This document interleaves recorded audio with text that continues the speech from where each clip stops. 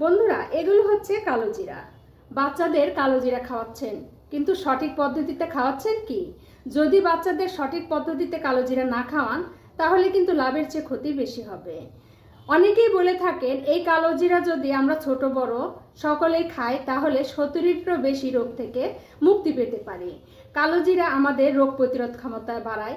এছাড়া ডায়াবেটিস নিয়ন্ত্রণে সাহায্য করে কালো জিরা। কালো জিরা আমাদের হজম শক্তি বৃদ্ধি করে।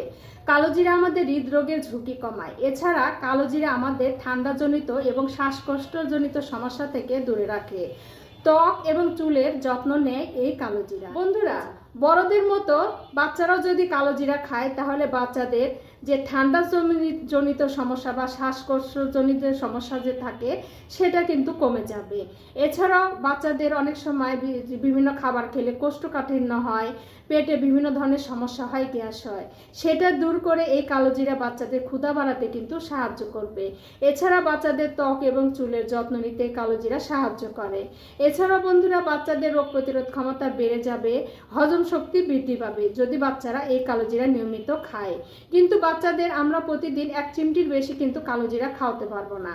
পাউডার করে তারপরে দুধের সাথে এবং মধুর সাথে মিশিয়ে বাচ্চাদের আমাদের কালো জিরা খাওয়ানো। বিভিন্ন পুষ্টি গুণে ভরপুর এই কালো জিরা আমাদের দেহ থেকে দূষিত পদার্থ বের করে দিয়ে আমাদের দেহকে সুস্থ এবং সবল রাখতে সাহায্য করে। আমরা যারা বড়রা আছি, তারা এই কালো জিরা দুধের সাথে ভর্তা করে, ভাতের সাথে বিভিন্নভাবে কিন্তু এটা আমরা খেয়ে থাকি।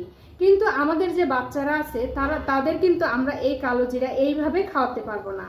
আপনারা যদি বাচ্চাদের কালো জিরা খাওয়াতে চান, তাহলে অবশ্যই কালো জিরা পাউডার করে নিতে হবে।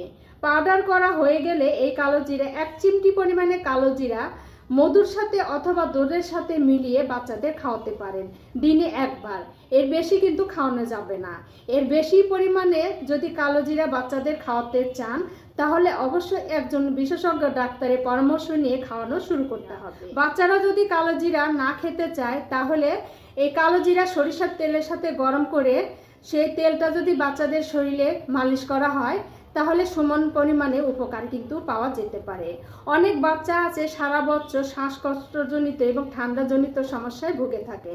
সেই বাচ্চারা যদি নিয়মিত কালো জিরা খায়, অথবা কালো জিরা এবং সরষের তেল জাল করে সেটা যদি শরীরে মাখে, তাহলে অনেকটাই কিন্তু উপকার পেতে পারে।